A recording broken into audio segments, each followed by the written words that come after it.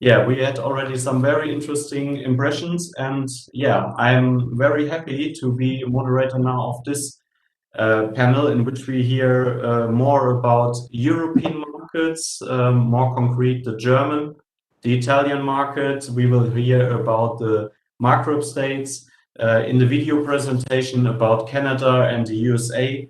And later, I hope that Hector Pagani, he's not here, will join us later. Mr. Kalyani, you're also panelist, or? No, sir. I'm a All myself. right. So Only I'm here to introduce Mr. Hendrik once he's here. All right. I was confused for a second. All good, but then we will start. I will introduce the panelists along the panel, along the presentations, and I start with Mr. Carlo Reker here from Germany. So welcome, Mr. Reker, welcome, Carlo. And yeah, I will say some introducing words. From 1994 to 1998, Carlo was editor-in-chief of Neue Energie, one of the important magazines of the onshore wind power here in Germany. Later, from 1998 to 2000, he worked for the wind turbine manufacturer Enercon in Aurich. A lot of people all around the globe will know Enercon. And now he has been with the German Wind Energy Association for over 10 years. Currently, he's managing director and head of the central department of the German Wind Energy Association. And Carlo, you will give us some input, some updates about the German wind energy market. The floor is yours, please. Thank you, Timo. Can you hear me? Yes. Yes. So it's a pleasure for me to give you a short overview of the German wind energy market. First, I have to share my screen. I hope I can. Okay, so you can see the screen now, huh? The presentation? Perfectly. Yes, okay, we see it. So it's a nice title you have, Powering the World with Wind and Solar. And as you all know, we have a special day today. Well, probably some of you know we have a special day today. The new government is gives their agreement what they will do the next 4 years. Especially the one major topic is climate. To do something against the climate change. So it's an interesting day today to give this presentation to you. Let's first take a look at what happened in the last year. You probably know that we have a very strong period until 2017 in Germany, in the German wind energy market, with over 5 gigawatt new installed wind capacity onshore. And then it dropped down. The major reason for the decrease was that we had a change from a feed-in system to an auction system, which was not so easy. So we dropped down in 2019 to a little bit more than 1 gigawatt and came up last year to 1.5 gigawatt. And we hope that we will see this year 2 before in front of the dot. So when everything is going fine, we will have 2 gigawatt new installed capacity this year. So time for change. We had a government, the old government by the Christian Democrats and the Social Democrats, if you look at this slide, this was a survey made by the news magazine Tagesschau in front of the election.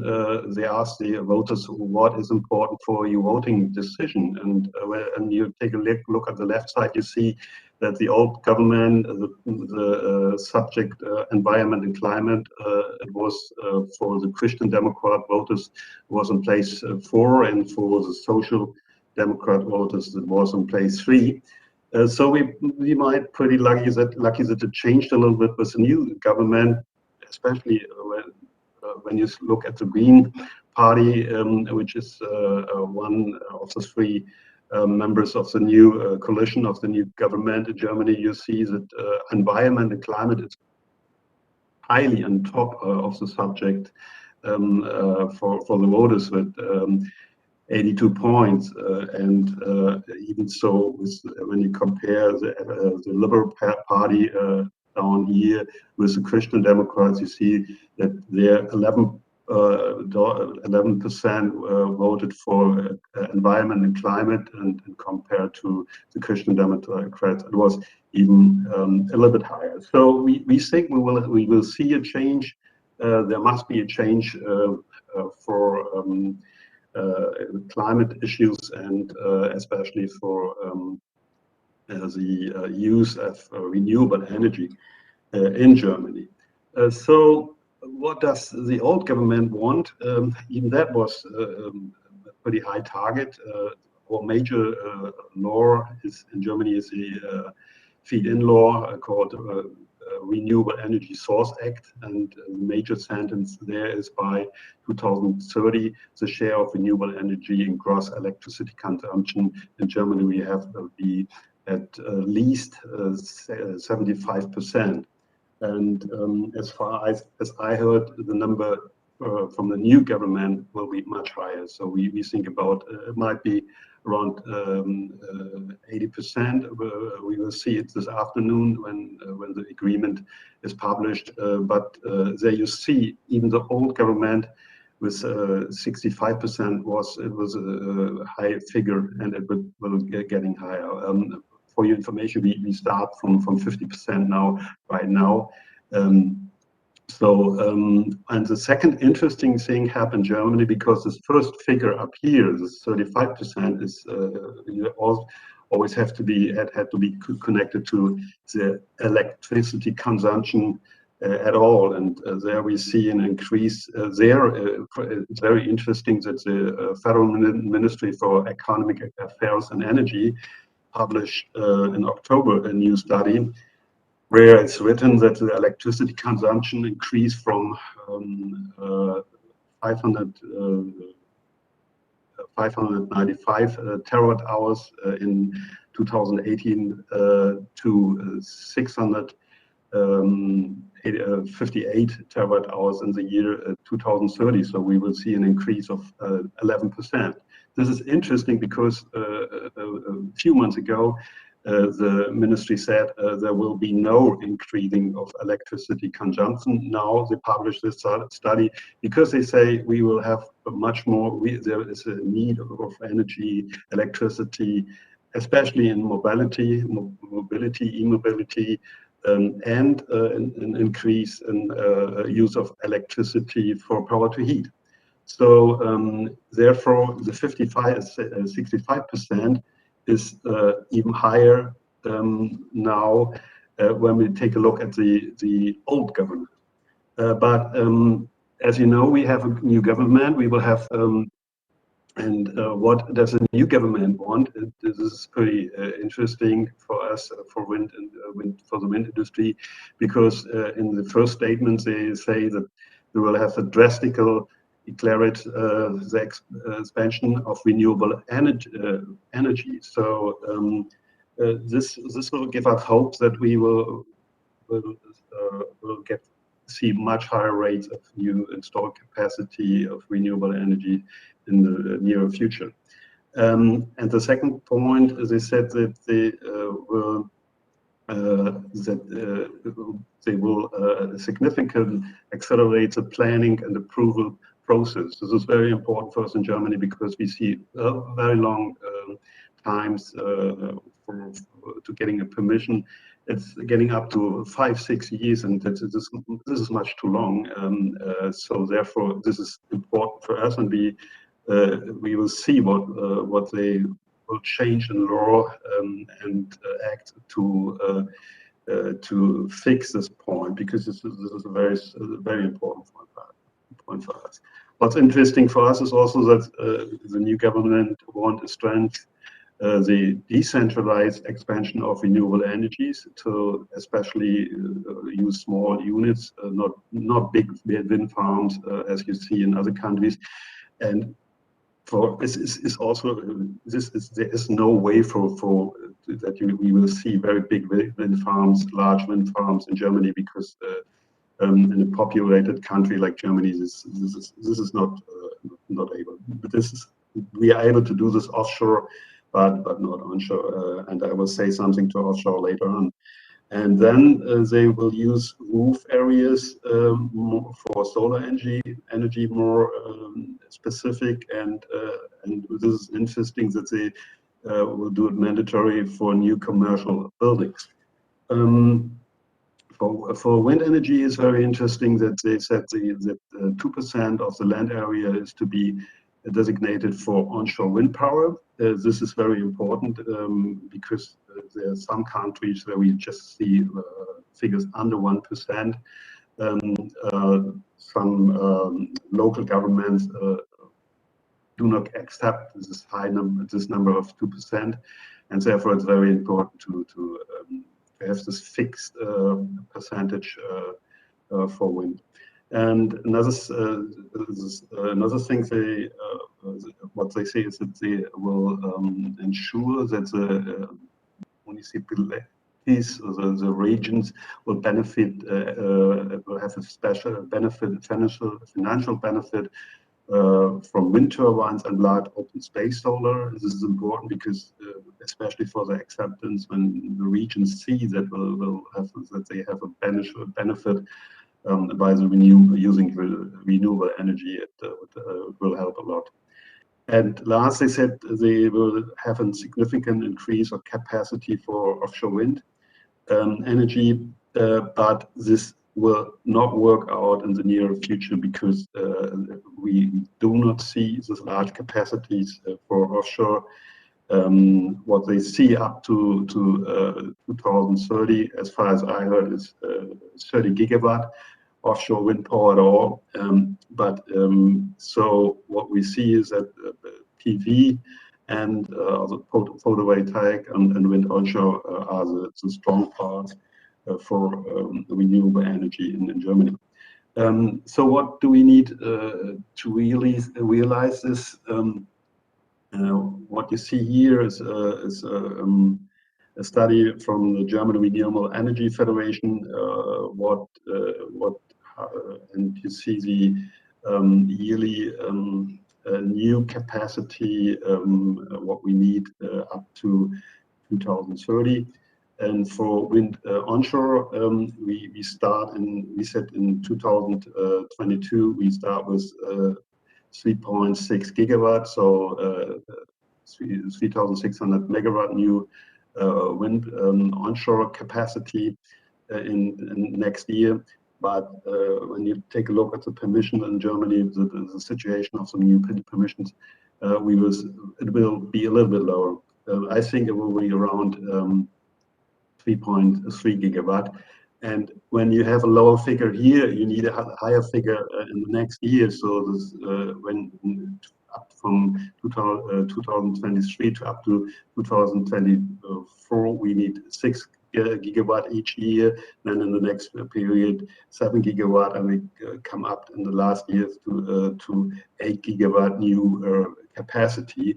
And you also have to keep in mind that there were old turbines which are not working anymore. So you think when you have to talk about 8 gigawatt gross new capacity, you really talk in real about 10 gigawatt. And also we need a high increase of PV. This is the next strong part for the way for 100% renewable energy. Here we start with 12 gigawatt next year, and we're coming from 5 gigawatt to up to 12 gigawatt. So we double the PV capacity from one year to the other. It's the same with onshore, or we have to double it, and we come up to 20 gigawatt in 2030. And even when we do not realize these figures here, the gap is getting bigger. So we need higher figures up in the late years to reach the target of the new government. So you see at this chart that there is a lot to do in Germany in the next years in the wind energy market and PV market. And as I mentioned, offshore, so far as we see, we will have offshore here. This is the blue part here. We will go up to 3.5 gigawatt. So they are not we do not see the big figures here for offshore.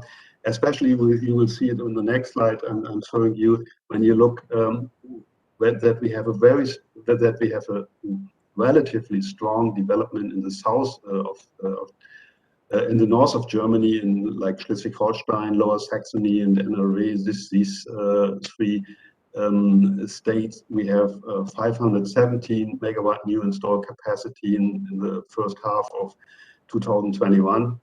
And in Brandenburg 166, and when you compare to the south here to Baden-Württemberg and Bavaria, we have 108 megawatt. So the strong development is up here, and here is the North Sea and the Baltic Sea, and when we also will have the problem to get the wind power into the south, and therefore this is another reason why another problem for offshore, for new offshore capacity in Germany. My last slide, I think I will give you a short impression of what happened in Germany with the dimension of new turbines. As you see here, the turbines have higher capacity. The average capacity is now a little bit over 1 megawatt. We see higher rotor diameters, and we see higher hub heights with a higher total height, which is now 107 meters at all, and therefore you have a new dimension of turbines, which was giving you a lot of challenges you have to solve, especially for acceptance, because these turbines, you can see these turbines in the neighborhood, and we need a bigger part of participation, a higher participation for the regional population, for the population in the region. And what we also try to do in Germany, it's what we are doing in Germany, that we will have a change in the lightning, the lightning system for airplanes. During the night, you have this red flashing light, so we want by special radar systems, we want that we will switch off the lights, so we will see also there more acceptance for higher turbines. And we need these higher turbines, especially when we go to the south to work efficiently with these new turbines. So that was a short overview. I hope I could give you an impression of what challenge of the target we have in Germany in the near future. And I hope that the new government will do that. Germany will do their job right, and that we will see the first signs this afternoon, and then we will see what happened in the new ministries to put the right points to have the strong installation rates for renewable energy in the near future. And we all know that we need this. That this is the only chance to not the only one of the big chances to solve the climate change or catastrophe, like you also maybe should say. So yeah, thank you very much for your attention, and yeah, I'm happy to answer the question, and even you will call me or write me an email if you have a question after that. Thank you, Carlo, for this overview of the onshore, but also of the offshore market development here in Germany. And yeah, your speech was as actual as you can think of, because we all expect that this afternoon the content of the coalition treaty will be published, will be presented. And as far as I understood you, there is overall a positive or some positive prospects of the new government. Is there also, or are there also points in detail which could be viewed from the renewable energy associations as critical, or where you would say, okay, we should go further, or we should work into detail into a different direction? Yes, this is an interesting question. What we see right now, we see signs. We see the sign, like the 2% area for wind. For wind, this is a sign, but we have to fix it. The new government has to fix it by new laws and by because it is not enough to just say we need 2% of the landscape for new turbines. And this is the big point for the new government, and they have to do it fast. They have to do it really fast. So as this is something, it's not a critic, but we really watch careful what happened now. We as an association made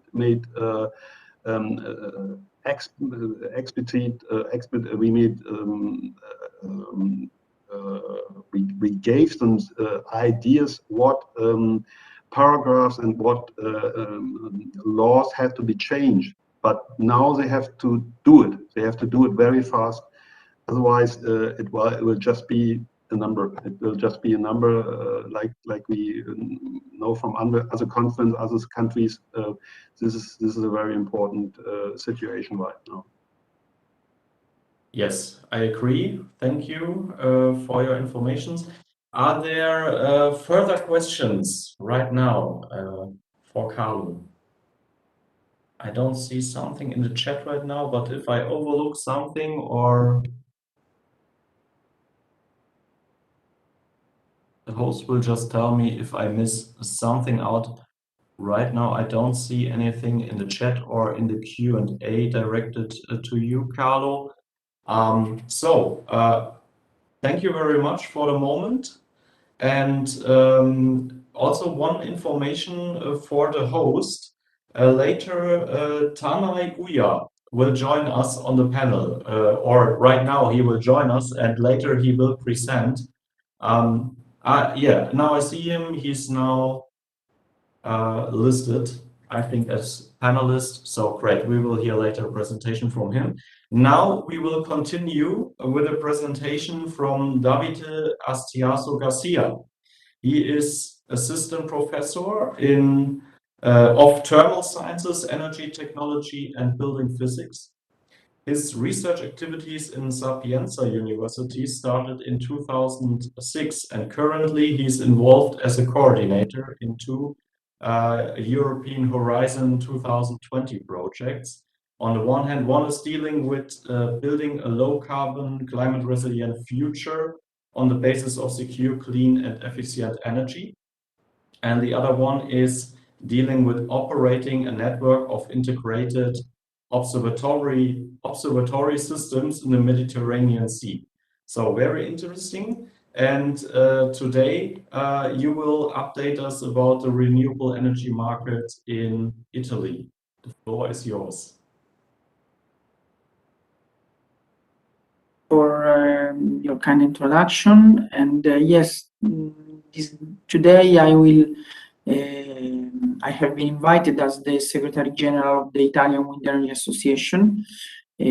So I will introduce in the next minutes the Italian situation of the wind energy sector. And of course, I try to give also some information about PV. The Italian Wind Energy Association is includes more or less 100 of companies. So we have inside all the main producers of technologies, wind turbines, the energy traders, developers, and any other company that works in the wind energy sector. And of course, the main aim of the association is to foster the penetration of renewables, of wind energy in general, in particular in the Italian sector. So what's the situation right now? The situation is that we have more or less, we have 10 gigawatt of wind energy already installed in Italy. And the new targets have been defined by the National Energy and Climate Plan that the Italian government presented to the European Commission, where the main technologies that should that has the aim to reach this energy transition we are seeing in each country of the world, more or less, are wind and PV.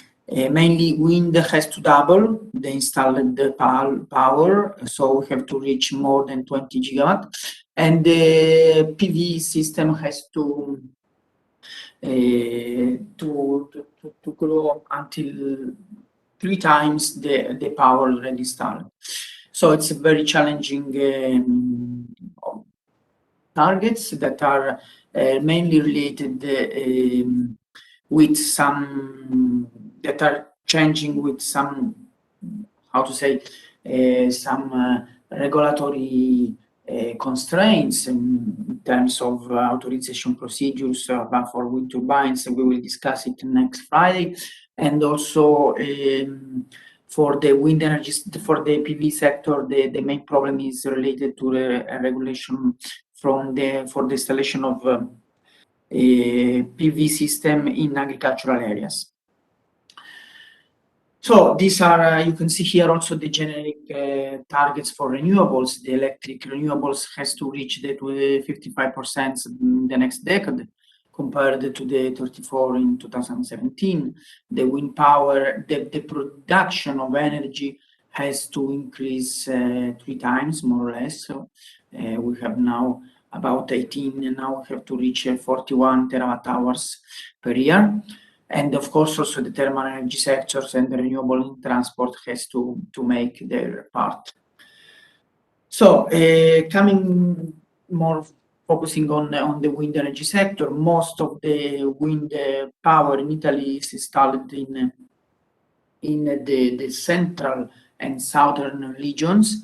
So it means that in the northern areas, the resource, this clean energy source is not so much available as in the islands or in the southern region. But we have to consider that we still haven't covered all the potential of this resource. So these are some examples for some regions, Italian regions. The current installed power compared with the installable power in 2020. So we can see that there is room for new installation. And this is also important for the reaching this double of installed power that we think is possible, but is possible with the cooperation of the decision makers, both for new installation and for innovation, repowering of existing farms, because many of the 10 gigawatt of wind power already installed is finishing their period of incentivation from the Italian government, the 20 years. So now the price for the LCOE, for wind energy, and also for PV is very low. They are in many cases cheaper than other technologies. So there is no more a matter of money. It's more a matter of speeding up the authorization procedures and to clarify some regulatory aspects that now are very important and non-economic barriers. So in the part below of the slide, you can see the trend in Italy and in compared with other EU countries like Spain and Germany. There are the main countries for wind power installations in Europe. We can see that the angle slope of the Italian line is a little lower, so the speed up of the process is essential for our country. Here you can find some more details about the market, the number of megawatts, or the number of wind turbines for each region, and then compared with the potential of 2030 and the number of employees. That is also important because we carried out a work with the Italian Association, with some other association and companies, where we estimated that the number of employees in the wind energy sector will reach 67,000 units in the next 10 years, while now we are lower than 20,000. It means that we have to increase 3 times, and there is room for new job opportunities for young people, for foreigners, for any other expert that is aiming to invest in or to come to our country to work in these green jobs. Of course, there are some regions where the growth of the 2020 compared to 2019 is higher, and other is lower. It depends on also on the regional government actions, because in some cases we had some problems with some regions that halt the development of this sector. In many cases, also in contrast with the national rules. So some other aspects, the size of the wind turbines already installed. Most of them are about 2 megawatt turbines. So also here you can see that we have option for not only for reblading, but also for repowering with new wind turbine generators with a higher power, the ones that are now available in the market, that can replace significantly efficiently the ones already installed. Most of them are 10-15 years ago. So they are 850 kilowatt or 1 megawatt or 1 megawatt and half. So we have the possibility to replace maybe a wind farm with 20-30 wind turbine generators with other bigger, more efficient, new ones, or maybe the half of the number of generator can produce more than the electricity already assessed with the current technologies and with the turbines already in exercise. The manufacturers are most of them are many of them are international companies: Vestas, Gamesa, Enercon, Senvion, General Electric, and any other company that all of them are included in our association. So we cooperate with them for pushing the new installation.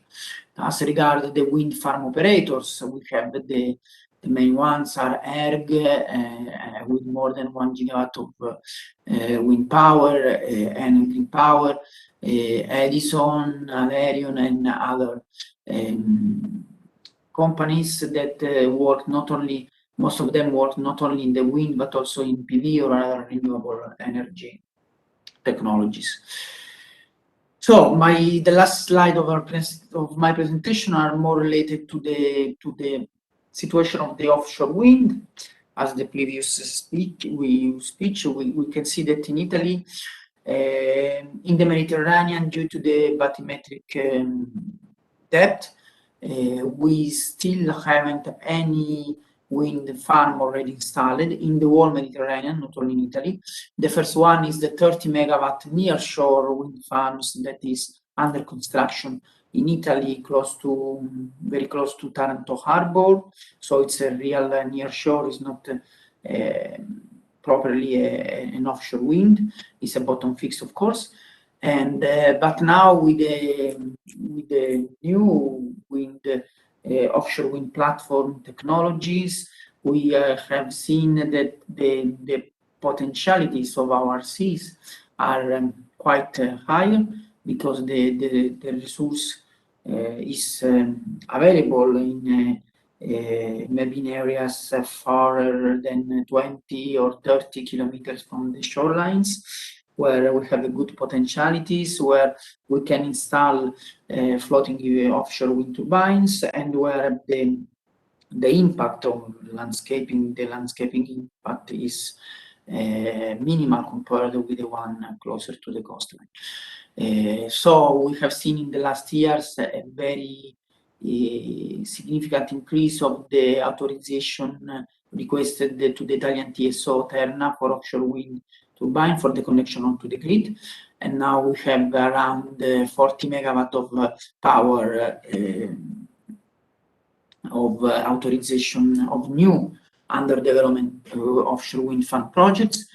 And we have to compare this number with the target reported in the National Energy and Climate Plans, where only 900 megawatt of the total 40,000 megawatt of power is allocated to the offshore wind. So we now have the possibility to increase the targets with the Fit for 55 strategy European. So we estimated that there is room for at least 5.5 gigawatt of installed power by 2030. 5.5, it means that if we have 40,000 megawatt, we, of course, this objective is realistic and is easily achievable. Of course, also for for the offshore wind, we have to speed up the authorization procedures. We have to simplify them. We have to improve the grid connection. And for example, we have some projects in the Channel of Sicily or in the west area, the coast of Sardinia, or in other area in the Tyrrhenian or in the Adriatic Sea, where, for example, we have project under development with more than 2 or 3 gigawatts with a single offshore wind farm with turbines of 15 megawatt each at a distance of around 60 kilometers for the coastline. So we have to improve, and we are working with the Italian TSO for improving the infrastructures and the authorization procedures for this kind of new wind farms in Italy. Lastly, we developed and signed a manifesto for offshore wind in Italy, preserving the environment and the landscaping. That is a very key point in our country for cultural reasons and for economic reasons, of course, also for tourism. But we have seen that all these economic activities, the energy transition, the renewable installations, agricultural for PV, tourism, and the conservation of landscape and environmental hotspots, biodiversity hotspots, or any other kind of environmental priorities can be obtained all together. So we cannot forget one of these points. We have seen that there is the possibility to continue pushing for the energy transition in our country, according with the European directives, and with the aim at the international level. Also, the results we have seen last month with the COP26, and at the same time we can do that, increasing the Italian economy, attracting investors from foreigners' country, and using this clean and renewable source that is wind and that is sun that we have, and we can also increase the self-sufficiency of our country compared with the international agreement with the foreign countries that still provide energy to Italy. So more or less, this is the framework of the situation in Italy. Of course, I'm here for any questions, and this is my email account for any contact you can suggest. Thank you very much for inviting me to this interesting session. Thank you very much, Davide Garcia, for your presentation.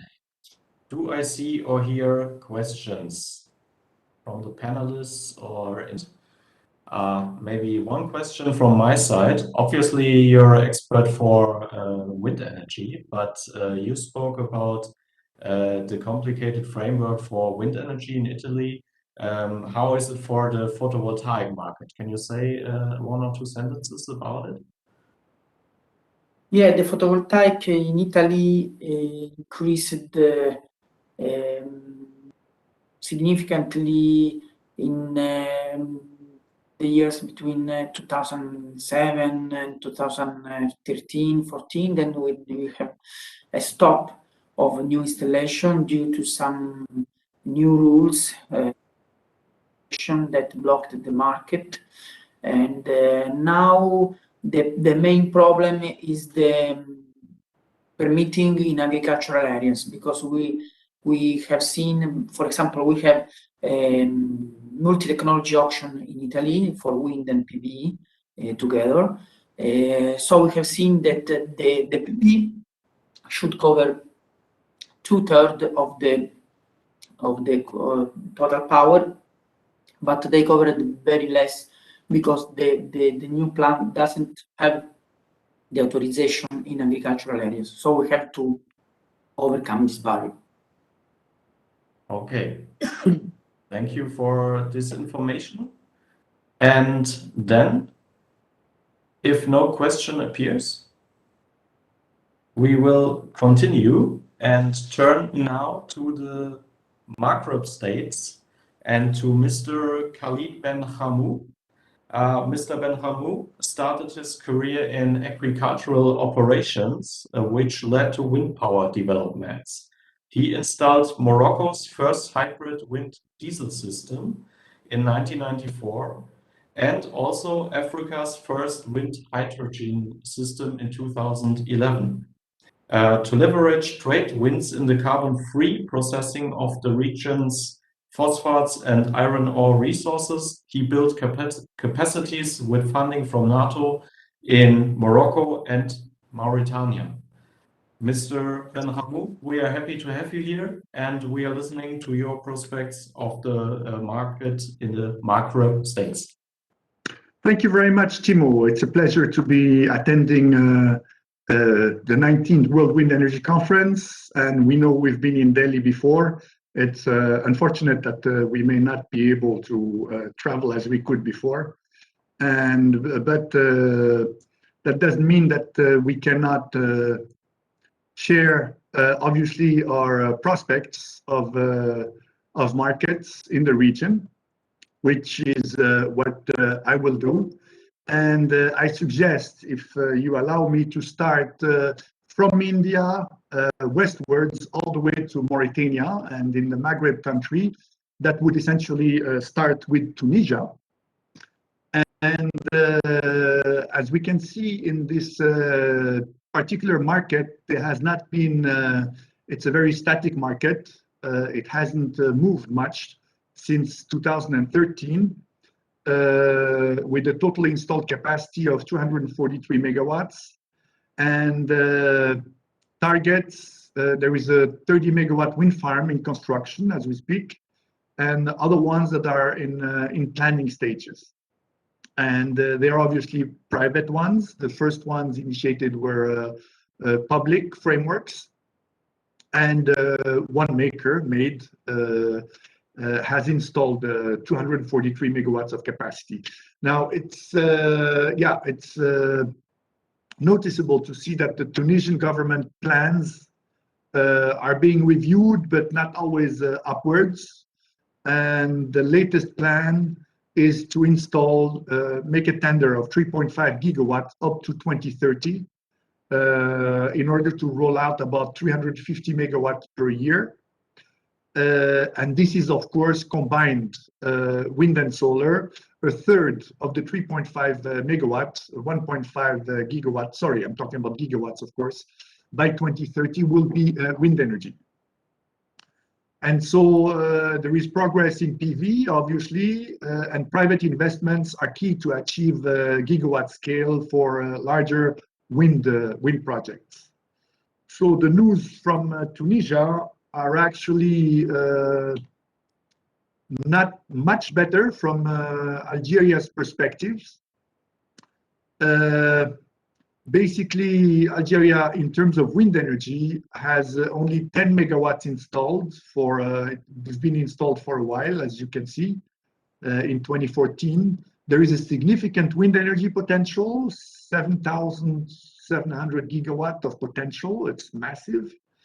And the national program of 2011 aimed to reach 22 gigawatts in 2030 of renewables, mostly in PV, and about a quarter of it in wind, 5 gigawatts. And this has been now reviewed downwards, that is both in capacity and in time frame, because the target now is no longer set to 2030, but to 2035. Whereby the capacities have been lowered from 22 gigawatt of renewables to 15 gigawatt, and of which 3.5 gigawatt would be installed in wind energy. The vast majority of the 15 gigawatt will be solar. And the idea is to roll out about 1 gigawatt per year in that market. But it must be said that compared to the targets, the country lags behind in terms of renewable energy installation, and this can be also, it cannot be justified, but indeed, Algeria is a big gas exporting, fossil fuel exporting country, and so its interest is not as keen on renewables as it is, for example, in other Gulf states that are very active in deploying renewables.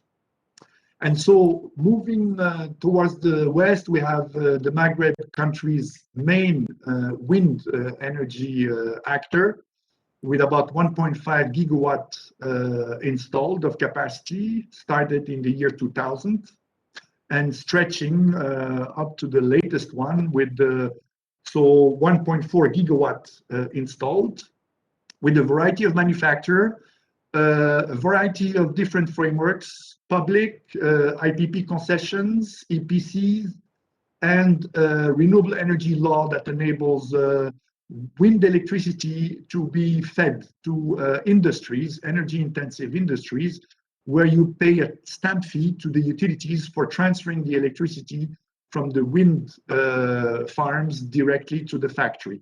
So this has been very successful. A big amount of Morocco's wind capacity operates under this private renewable energy law regime.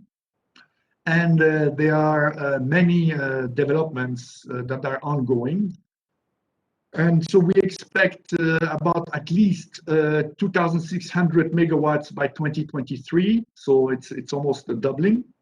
And it will be further expanded by 2030 because the Moroccan government has increased its wind energy targets, and for good reasons. There is obviously the integrated wind energy program of Morocco, which has been very successful in transferring wind blade manufacturing industry.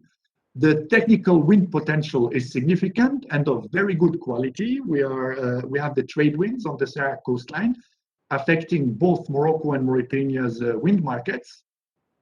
And this obviously creates a challenge, namely the transfer of the wind generating electricity from the southern part of the country to the load centers of Morocco that are located further, about 1,000 kilometers further to the north, just want to highlight the fact that Morocco has had a very good LCOE in 2016 for its integrated wind program, which is being implemented with some amount of delay, but is moving consistently with local content. And this was attributed to Siemens. That is why, because of the size of the capacity, an industry has been transferred. And as I had mentioned before, the energy target of 52% by 2030, which was Morocco's previous target, is likely to be reached in 2026. And the new target is now estimated at 60% renewable energy capacity by 2030. It's been announced in Glasgow. And this would amount to an expected additional wind capacity of about 5 gigawatts. And I say at least 5 gigawatts, because Morocco just published its hydrogen strategy, green hydrogen strategy, and there are a lot of prospects with the demo pilot project and substituting a large part of Morocco's imported ammonia that service its global fertilizer industry. It's 2 million tons, and to substitute them, you would need a joint wind solar capacity of about 8 gigawatts.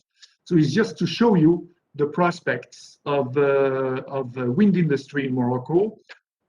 Obviously, the grid is being expanded with interconnection with Europe, with both Spain, UK, Portugal, and most interestingly, a 3.5 gigawatt submarine cable is to be laid out between the south of Morocco and the UK for providing actually 3.5 gigawatt. It's the X-Links project involving Aqua, the Saudi developer that is in charge of a lot of Morocco's solar thermal plants. One of the largest complex in Ouarzazate is now launching large-scale renewables to power the UK. And the idea is to install 10.5 gigawatt of renewable capacity with the battery bank in order to secure a continuous flow of electrons of 3.5 gigawatts to the UK. And at prices that will be by 2030 much lower than the Hinkley Point nuclear power plant. So we can see now the competitiveness of renewables from North Africa into almost Northern Europe using very long 3,600 kilometer submarine cables. Again, as I had mentioned, the challenges are obviously for Morocco to feed its load centers from the Sahara-Train wind-blown coastline, and the recent suppression by Algeria of the gas supply to Spain via the Algerian Maghreb Europe pipeline knocked off about 10 to 17% of Morocco's power generating capacity, which were our royalties we had on this pipeline. So it's a challenge to be able to overcome this load loss, generating loss, sorry. And it's just to show you that the policy of Morocco towards renewables is strengthened even further. So obviously there are policy signals and regulatory environments that needs to be conducive for large-scale investments in both grid infrastructure, transmission, distribution, and obviously generation. Renewable generation, and Morocco has created a national authority of regulation of electricity and a strategic management of public asset agency in which it has put public utility ONE in its portfolio. So all these are conducive frameworks for enabling multi-gigawatt projects, both for green electrons and green molecules to be rolled out probably before 2030. We personally participate in hydrogen studies for that program, and the prospects are extremely interesting. Interestingly as well is Mauritania's wind energy market, namely the capacity are still limited. The country's grid and the load is rather limited at this stage. And comparatively, there is some penetration of wind energy in that market. 100 megawatt wind farm is being completed near Nouadhibou, with substations towards the country and neighboring countries. What is most interesting in that market to note is a very large Power-to-X project that has been announced two memorandum of understanding have been signed for 30 gigawatt wind solar Amman project, $40 billion investment over 8,500 square kilometers for producing green hydrogen for green ammonia and service international markets. So the MOU does not have any exclusive development rights at this stage. And there is a second MOU for 10 gigawatts of a wind solar complex for green hydrogen as well that has been signed with the UK oil company, Chariot, that is active also in Mauritania. So it's to show you that basically even oil companies are interested in developing green hydrogen projects. And there is obviously large prospects for transforming Mauritania's iron ore into green steel because it's Mauritania's main export revenues. And I conclude with the slide on the North Atlantic trade winds, which is one of the planet's largest wind resource, which blows over the Sahara coastline in both Morocco and Mauritania. And as you can see, you can generate huge amounts of electricity from that region, which is also not very far from European markets. I'm saying this not only for green electrons, but mostly for green molecules, because the big challenge for green hydrogen will be its transport to Europe. If Europe has a very large hydrogen strategy and objectives for 2030 and before 2050 for decarbonizing most of its industry. In order to import green hydrogen from other parts of the world, the cheapest option by far is hydrogen pipelines, because if you are transforming hydrogen into ammonia and retransforming it back, you lose a lot of cost. This will cost a lot, and we know that we are about half the price of any hydrogen that will be shipped from the cheapest green hydrogen generation sites in the world, be it in Chile or in Australia. We are much more competitive because of that geographical proximity to Europe, and also given that you have loads that will rely, you have resources such as phosphate and fertilizer and iron ore in Mauritania that will rely on green hydrogen for their value-added processing. And this will ultimately lead to the construction of not only an HVDC line, but also a green hydrogen pipeline in the not too distant future, I believe, to serve European markets in supporting a global green energy transition backed by green hydrogen, which is very much talked about in Europe at this stage. I also want to mention that Morocco is very aggressive in deploying desalination plants, and that's why the access to wind electricity will be extremely important for that, not only on the Sahara coastline, but also in the north of Morocco, where most of the desalination plants are actually planned. And I thank you very much for your patience. I know I've been a little bit over time. Thank you. Thank you very much for this comprehensive presentation. Do I see questions or hear from the panelists or in the chat to Mr. Benhamou?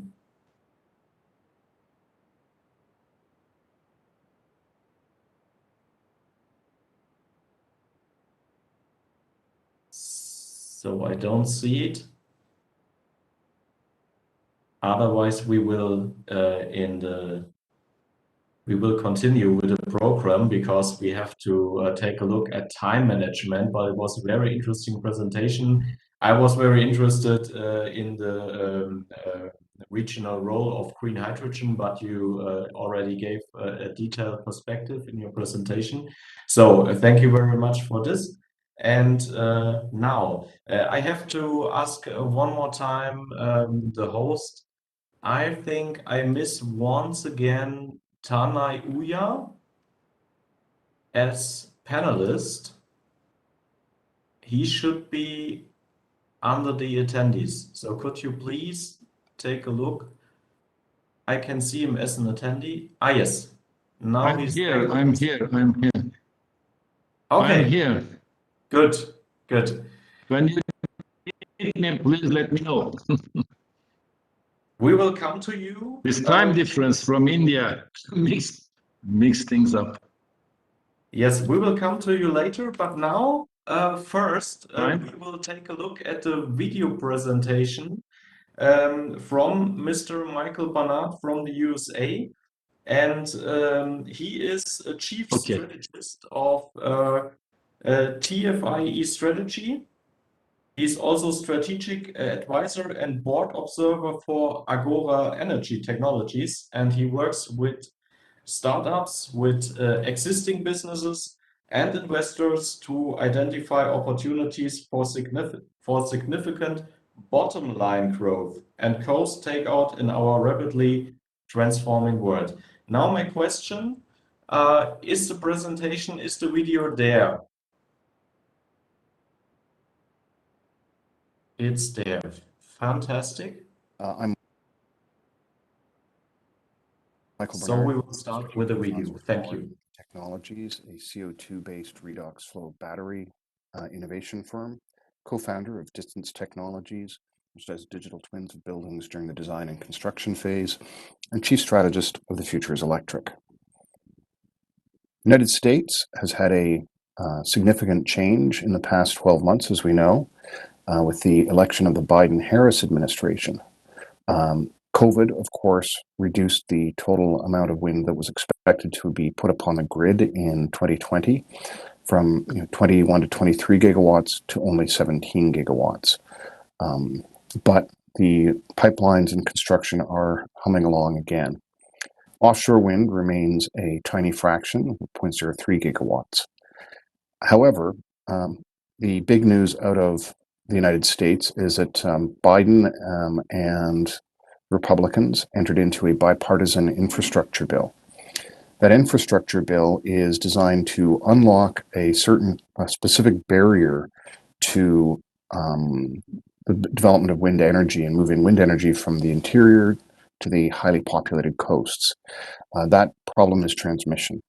The United States is a highly balkanized country in terms of transmission approvals, and states have often had the ability to block transmission that goes through them from high wind areas to high population areas because their regulatory regimes do not permit them or do allow them to block things which do not specifically and directly benefit them and reduce the rates in their state. Utilities, people building wind energy often have to become designated as utilities and sell electricity in the state in order to gain approval. This is the particular focus of the infrastructure bill that is beneficial for wind energy. They are both introducing long-term funding in the form of federally guaranteed backing and loans for transmission corridors, and they're expanding they're working on energy corridors specifically, presumably to look upon federal right-of-ways such as the highways to move HVDC through the existing grid of highways, and federal siting powers to allow the federal authorities to override states which are attempting to block transmission transiting the country. This is all good news for wind energy, as the Central Plains and offshore are the highest wind areas, but they're not the populated areas. Speaking of offshore, there are that 30 gigawatts by 2030 is seemingly in process to be realized. There are US states have established 40 gigawatts of permission targets for offshore wind, mostly on the East Coast, indicative that they are serious and establishing renewable portfolio standard targets for offshore wind to service their populations and the United States. At present, there are over 12 gigawatts of offshore wind projects going through the development and construction and approvals phase with targets for 2026 delivery. And so there should be even more coming in the next year or two. Offshore wind would appear to be in the shallow waters of the continental shelf of the east coast of the United States, a very significant growth story for wind energy in the country. Canada's story is different. As you can see from the graphics, the Canadian wind and solar organizations have merged, as is quite reasonable.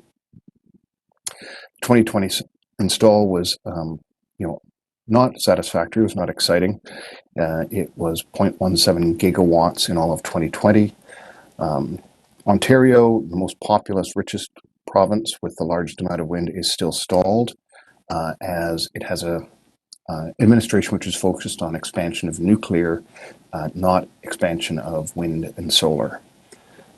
Quebec, having achieved its close to 4 gigawatts of wind energy in the St. Lawrence, has not been building more projects. That leaves the prairie provinces again, Alberta and Saskatchewan. Alberta especially is the growth area for wind energy. They're shutting down their coal plants as per the former administration.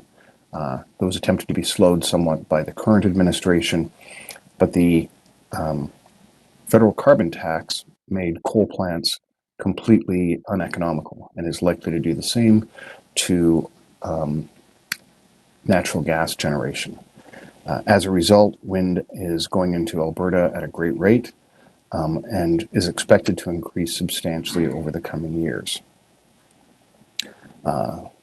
British Columbia, the other rich and populous province, is still very limited in terms of wind energy, preferring to build hydroelectric dams instead. The big news out of Canada from that perspective is that there was a federal election in September. The Liberals were brought back into power as a minority government again, supported by 2 other parties in Parliament, so have a secure ability to pass legislation and maintain their position.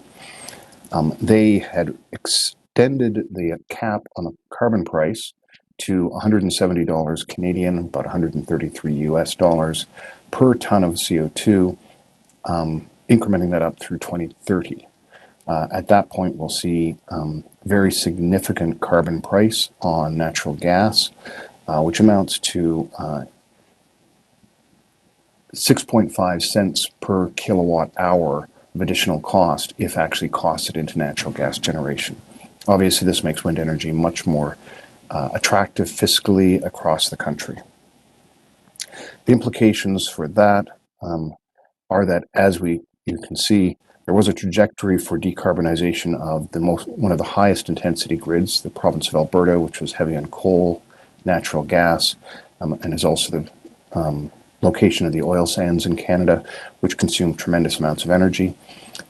The projection, assuming continued economic growth, continued economic activity, which is not a great one, is that we'll see a significant reduction in CO2 emissions across the next 20 years. In reality, I need to redo this graph because the expectation of peak oil demand that is coming by 2030 at the latest, per multiple analysts such as Equinor, McKinsey, and others, means that the expensive to extract, expensive to process, high sulfur, heavy crude that Alberta produces will likely be first off the market. As a result, the electricity demand and total energy demand in the province will be dropping substantially, likely from 2030 onward, and so we'll see even fewer tons of CO2e from that source. That's it for me.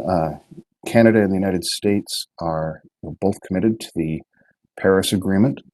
They're both in Copenhagen, in Glasgow for COP26, and there's a strong likelihood that we'll see positive climate action out of North America. So that was the presentation from Michael Barnard, and thanks to Michael Barnard in absence. So this time he could not join our session, but I'm happy that he made this video presentation for us. And now I see that Hector Pagani is already sharing his screen. That's absolutely correct and fantastic. Some short words. Hector Pagani is president of the Argentine Wind Energy Association, and this association was founded already around 20 years ago. And for us, very interesting to say, Argentina is a country with one of the best wind resources of the world. And so I'm looking forward to your presentation. Hector Pagani, please. Sir, for allowing me to participate. Welcome. You they speak good. You see? We can hear you. Okay. The content. The Argentina Wind Energy Association mission. Argentina current state of wind energy, future of wind energy.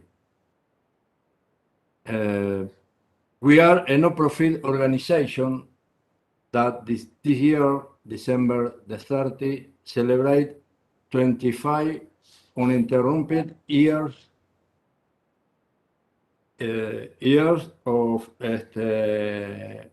of joint work with our partner and different areas of government. Funded in 1996 by Dr. Erico Spinadel and the group of collaborators. The mission de Asociación Argentina de Energía Eólica, fundamental objective, are the dissemination and promotion of renewable energies in general, and particularly with energy on the national, regional, and the global levels. To enforce in the areas of renewable energy to contribute toward sustainable human development for all. Link industrial, academic, scientific, governmental, and social communication speed with the wind energy. We emphasize the training and qualification of human resource with 3 training courses: Introduction and General Concept of Wind Energy, duration 16 hours, Diploma in Wind Electric Power Generation, Specialization in Wind Energy Project Development, duration 30 hours. Argentina is the republic located on the southern end of the American continent. From north to south is extend over 3,700 kilometers, while from east to west its maximum extension is 1,425 kilometers. 70% of the continental surface are with wind annual average greater than 7 meters second, with the capacity factor greater than 40%, which amplitude this has a wind energy potential of 2,000 gigawatts. We can see in the following figure the capacity factor of the park operating today in Patagonia and in the province of Buenos Aires, all of them with factor ranging between 15 and 16%. The electrical power installed of May 21 in Argentina is 42,452 megawatts. Installed wind power capacity is 3,153 megawatts. Wind energy in Argentina were thanks to law 27,191 establishes the 20% of renewable energy to 2025. Installed capacity by generation type 2021, thermal 64%, hydraulic 18%, nuclear 6%, renewable 12%, of which wind energy produce 66% of the renewable energy generated. the current state of wind energy in Argentina is as follows. Tendered 5,000 megawatt in 19 farms. With this 5,000 megawatt of wind power, allow 27,191 will be complied with if all the parks tendered are completed. Operative 3,166 megawatt in 57 farms. In construction, 460 megawatt in 7 farms. No date, 1,266 megawatt in 24 farms. Without data are all those wind farms that have not started construction for some reason, mostly due to the economic problem as a result of the 2016 crisis, and then the pandemic, and many will not longer begin. Resigned 111 megawatt in 2 parks. The 6 Prioridad Despacho 149 megawatt in 4 farms. Today, Argentina has a big problem, that is the transmission line. They are saturated. Only a general can enter if the 1,266 are disconnected megawatts of power that appear without data. Some this already does have assigned interconnection point and are occupying in a virtual way. That is why some have already begun to give up the dispatch priority. This is the situation, the all part in the Argentine. Matter, mercado a término de energías renovables, renewable energy term.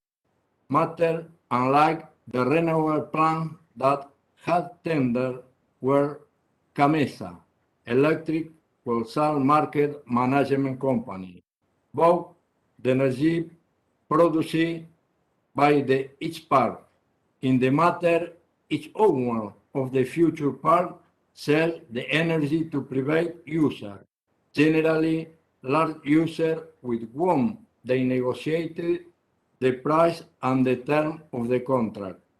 Today price I begin negotiating between $15 and $16 for each megawatt hour. If the large user will buy from CAMMESA, they must pay between $70 and $18 for megawatt hour. When the owner asks CAMMESA for the dispatch priority in 4 points: receipt of application, analysis or request, tie-breaking act, resolution of the tiebreaker, and assignment of dispatch priority. In 45 years, the dispatch priority hour is resolved. Then the bidder must pay $500 for each megawatt of power assigned of each 3 months, and with a maximum project execution period of 24 months. If in exceeded 24 months and does not have 60% advance, you must pay $500 for each megawatt of power every 30 days during the 180 days. If you request an extension of 360 days, you must pay $1,500 for each megawatt of power every 30 days during the 360 days.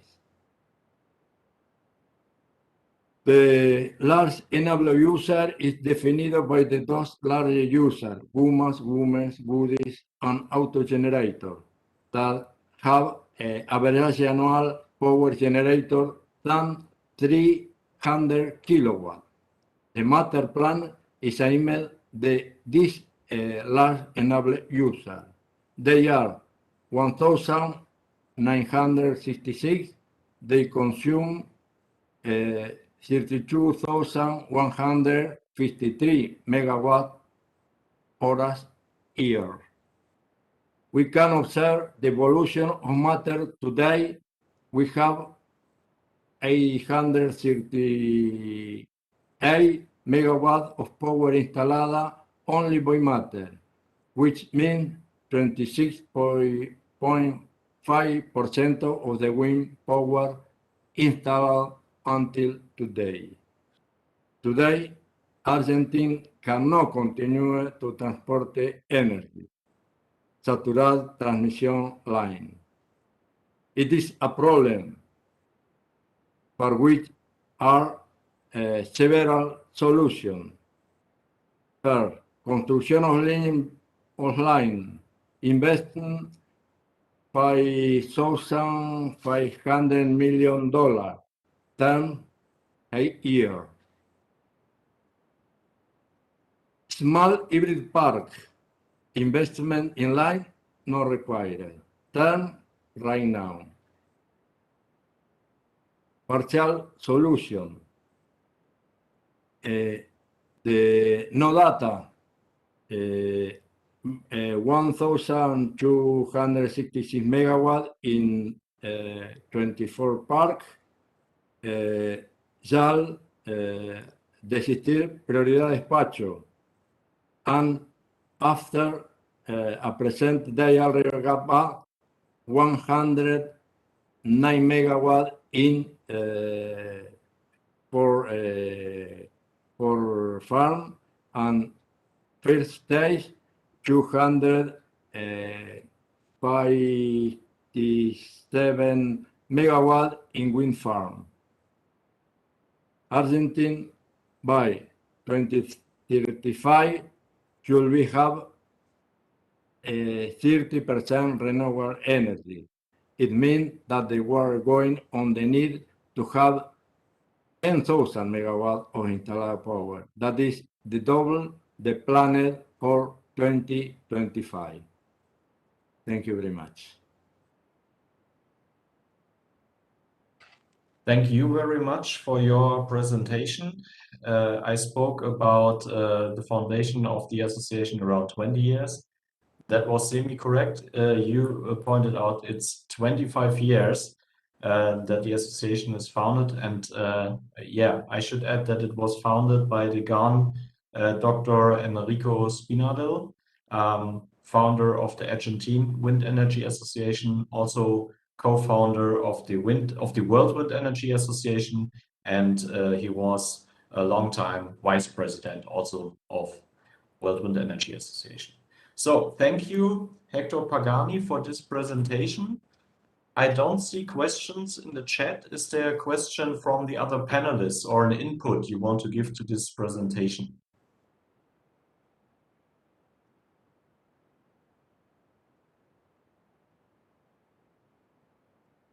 Seems to be not the case again. So after the presentation of Mr. Tanay Uyay is your last chance for all participants to write a question or a comment to all these presentations into the chat. So now we will proceed to Mr. Tanay Uyay, our last but not least speaker of this panel. He is head of the energy section from Marmara University. He is president. No, I moved to vacant university since 1 year because I am old, and they said in public universities you are too old. So now I moved to a private university, vacant university. Okay, Sorry, that's Tanay. continue, please. Sorry. No, there was a mistake. Okay.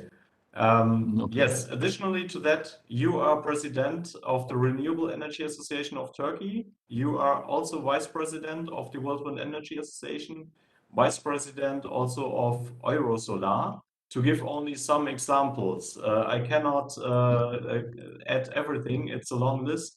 And you are also host of the annual International 100% Renewable Energy Conference, in short, IRENEC, which is globally famous. And we are happy to have you here as additional speaker in our panel now on the Turkey renewable energy market. Okay, let me share my material. Oops, which one is this? This one, I think. Yes. Can you see this? Yes, I think it's clear. Yes.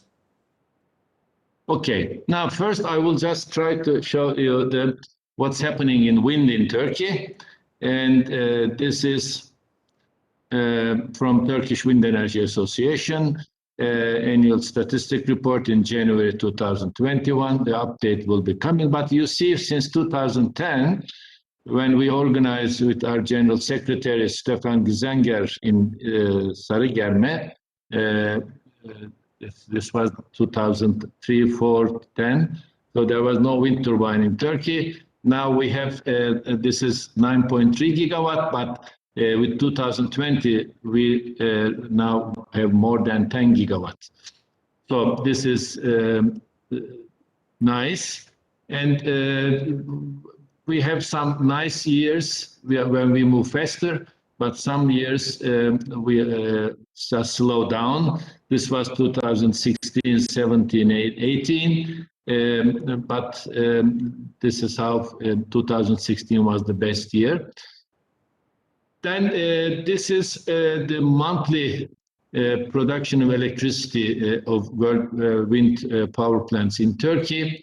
As you see, July and August and December are leading, and in June and May we have a little. And when we look at the share of wind energy electricity in Turkey, on the average it's about 8 to 10% now is from wind energy daily. Yes.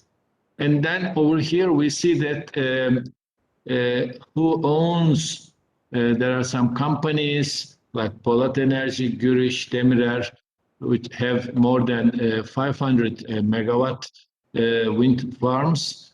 So there are just those companies. These are the bigger ones, more than 130 megawatt.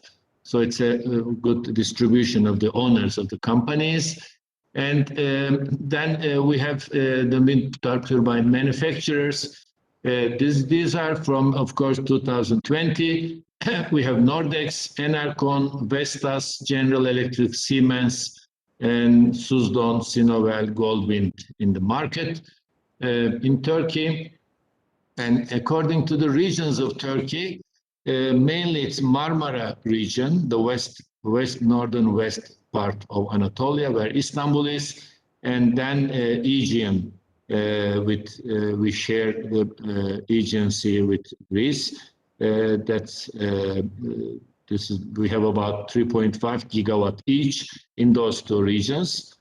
Then we have the cities, mainly Izmir on the western part, and Balıkesir a little bit north, and Çanakkale, Dardelen, and Manisa when we go down to Mediterranean.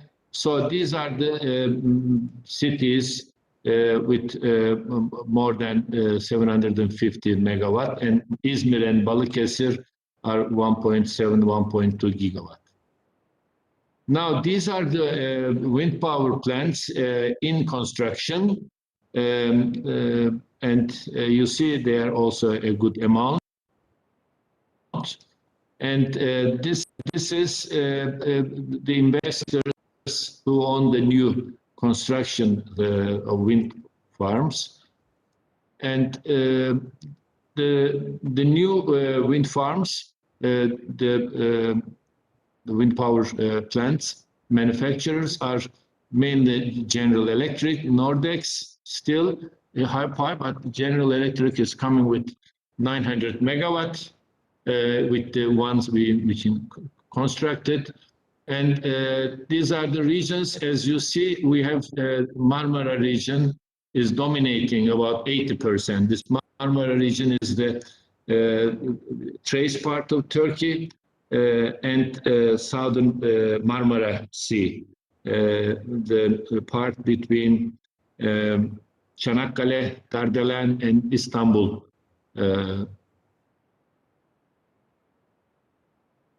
These are the cities again. We see in Istanbul and Sakarya and Çanakkale, other regions in the close to Marmara region, northwestern Anatolia, the big sites.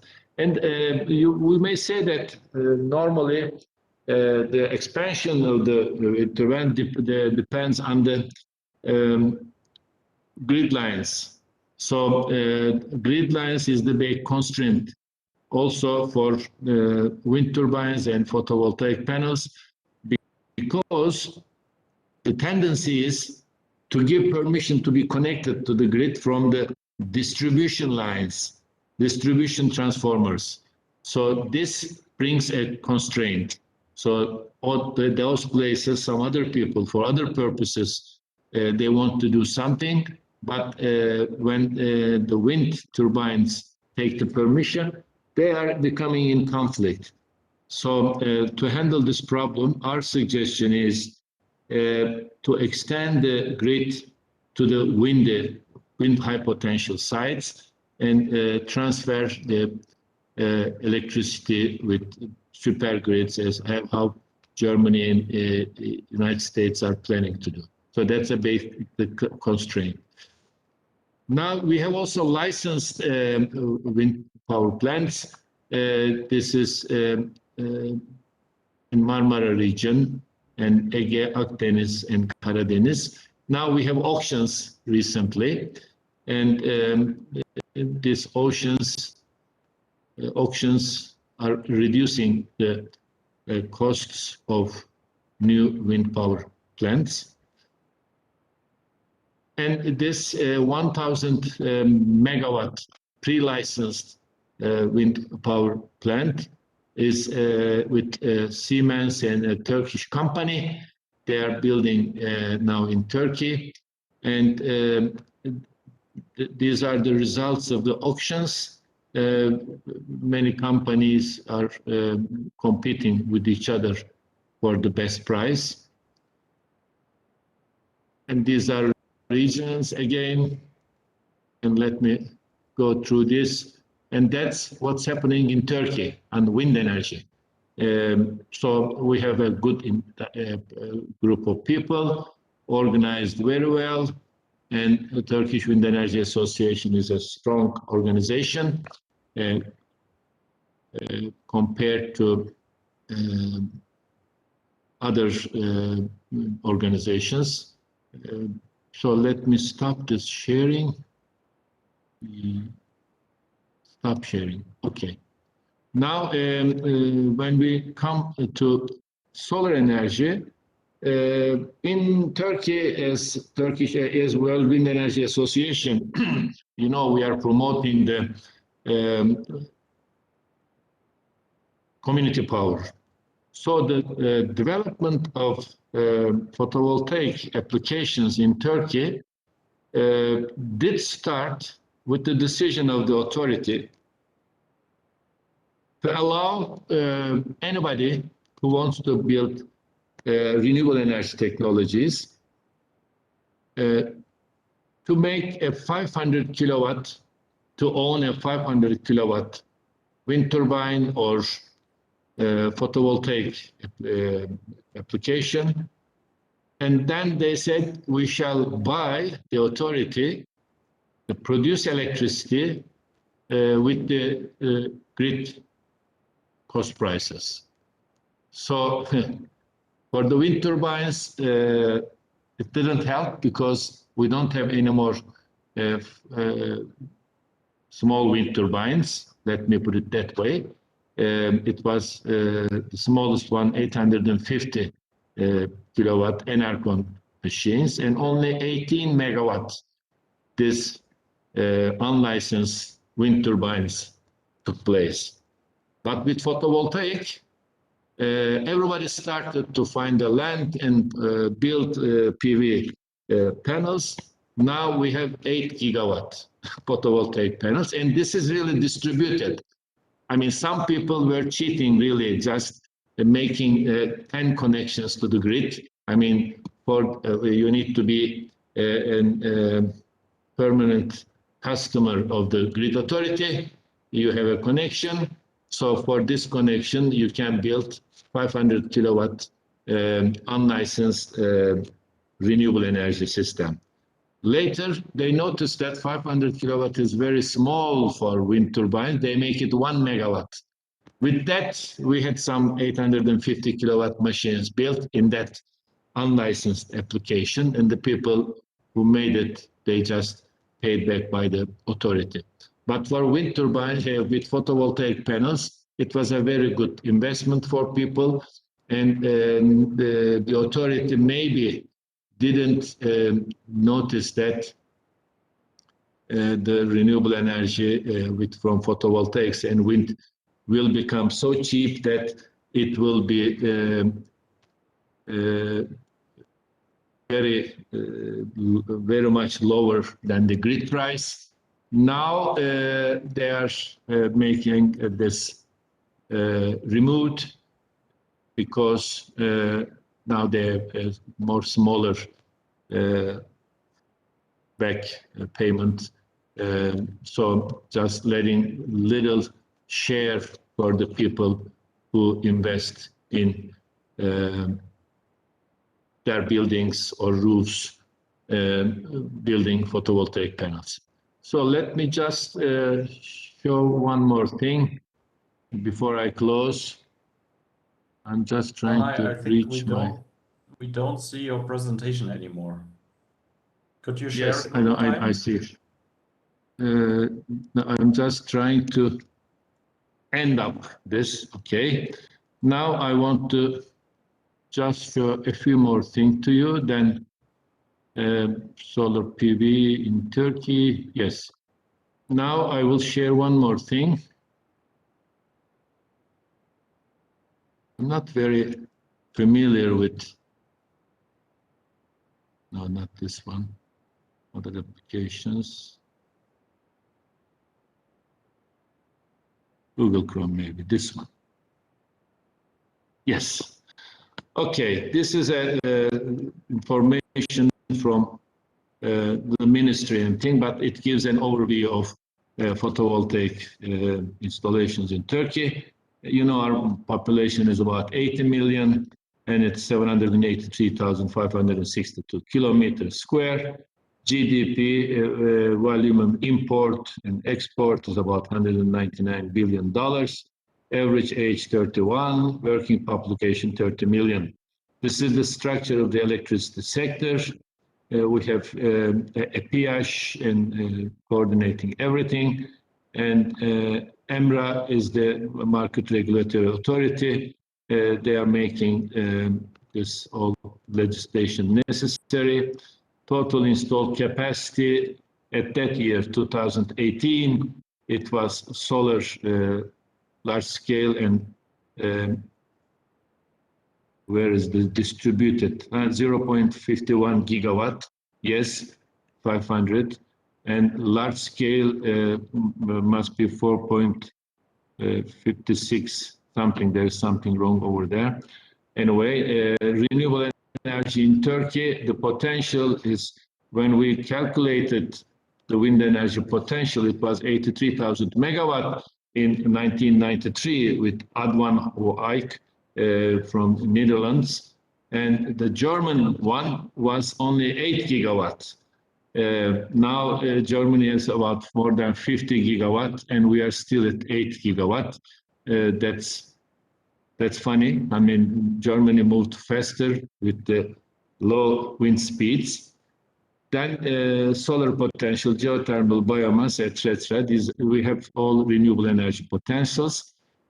We have this renewable energy support mechanism, and the tariff mechanism was for each kilowatt hours, the authority paid back 13.3 cents per kilowatt for biomass, solar, and 10.5 for geothermal, and wind for 7.3 at that time. This is how the solar energy processed in 2018. As you see, in 2013, we didn't have anything, but now we have, this is 2018 value, we have about 8 gigawatts of installed capacity of PV. And also there was 2 auctions. It's like solar energy, renewable energy zone in Karapınar. It's about 2,000 hectare land. Now there's a contract over there is being produced in Turkey, and total capacity is 1,000 megawatt, one wind solar power plant. And so all the information about it is given in this study by the Turkish Ministry of Energy. So this is solar market output, and in the pipeline there are some other auctions, and this is the rooftop solar market potential, and it's really going very fast now. Almost everybody, every company is after this European Green Deal also, they become worried about that they should be in line with the integration of renewables. Okay, I think that's it. So, so Turkey is a windy and sunny place. Everybody comes to swim and to be closer to sun.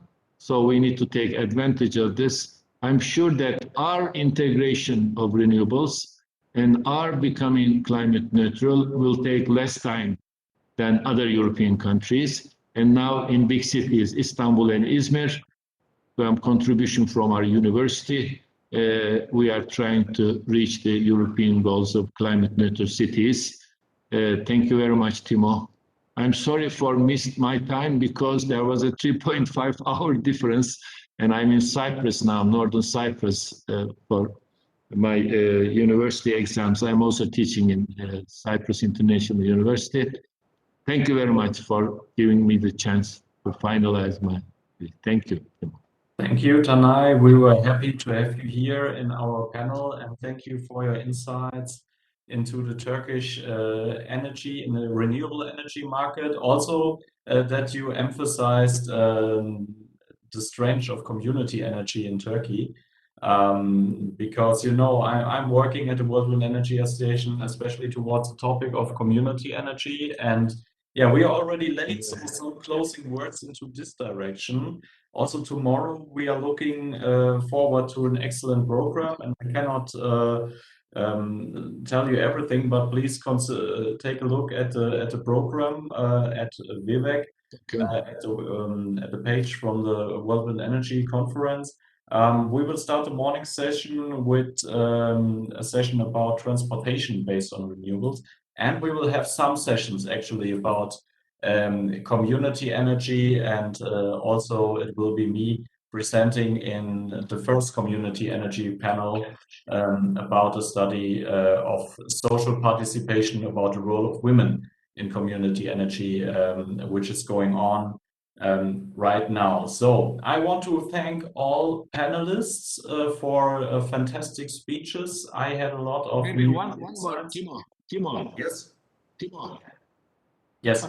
I want to say something. This community power is, I mean, people feel that community power is small, this, the other is big. No, I mean, the renewable energy integration should start with energy efficiency and community power based transition to 100% renewable energy. So it's a part of the solution.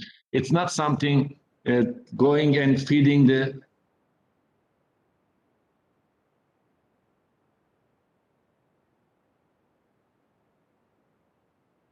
Okay, I think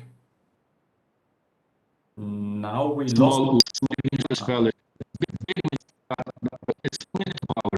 That's what I wanted to just point out. Thank you very much, Timo. Okay, thank you. Okay, now Thanks. I was saying that community power for big systems also, big municipalities, yes. big wind turbines. We heard it. They can be owned also by municipalities, and it's a part of community power. That's the way I take it. Thank you very much. Yes, thank you for this clarification.